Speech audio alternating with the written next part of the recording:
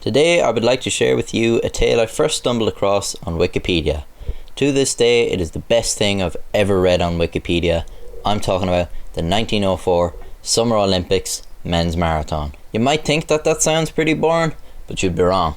The whole event turned out to be hilariously bizarre. It was a total disaster, a complete catastrophe, a clusterfucking shit show, an omelette du fromage.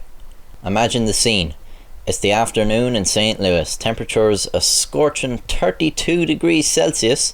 That's 90 degrees Fahrenheit for those with poor choice in units of measurement. The course for the race is laid out on dusty country roads. Cars hosting race officials are kicking up dust clouds all along the track. More on this later. The only source of water was a well at the 11-mile mark. Yet the organisers of this event couldn't tell their arse from their elbow. You can probably already see some potential problems.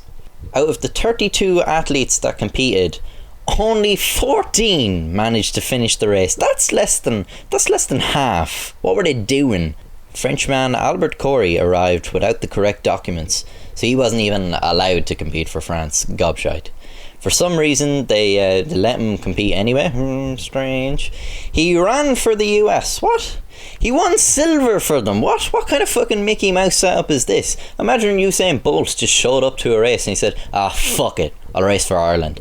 Usain Bolt, if you're listening to this, please actually do that. We'd like to win too. Another competitor, Fred Lors, had to just drop out from the race after about 9 miles due to the poor conditions.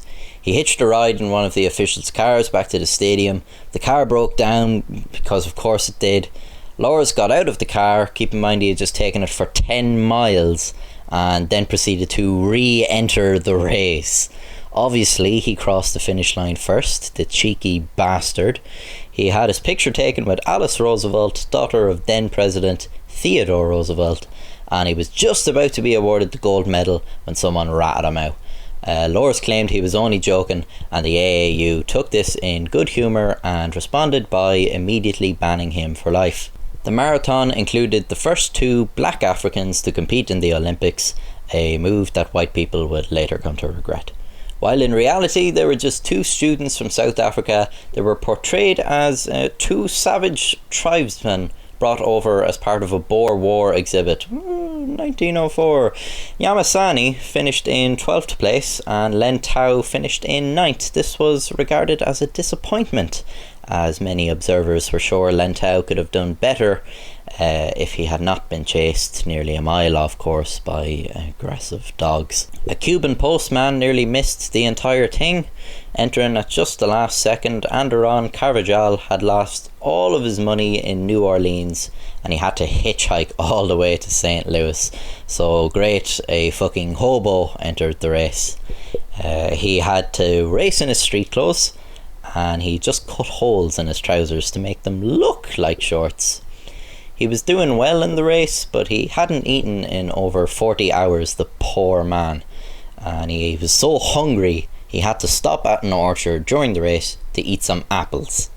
The apples turned out to be rotting from the inside, and he fell violently ill. He still managed to finish in 4th place, the absolute madman. William Garcia was another competitor to suffer illness during the race. He was found almost dead, lying on the road with severe internal injuries from breathing in the clouds of dust from the race officials' cars. A man almost died. So far we've had a Frenchman competing as an American man, a cheating fucker who almost got away with it, a pack of feral dogs, a penniless postman hobo, and a near fatality. Who won this race? That would be Thomas Hicks, although calling him a winner is probably being more than a bit liberal with the term. Hicks wanted to stop during the race due to the exhausting conditions. Who could blame him? He was physically restrained by his trainers from lying down and having a rest, which I'm fairly sure that's against the rules by today's standards. To keep Hicks competing, they hatched a genius plan to dope him up, which is, that's definitely against the rules by today's standards. So what sort of drugs did they give him? Well, rat poison, of course they gave him rat poison. They probably could have done with learning the difference between performance enhancing drugs and lethal toxins. That's a schoolboy error.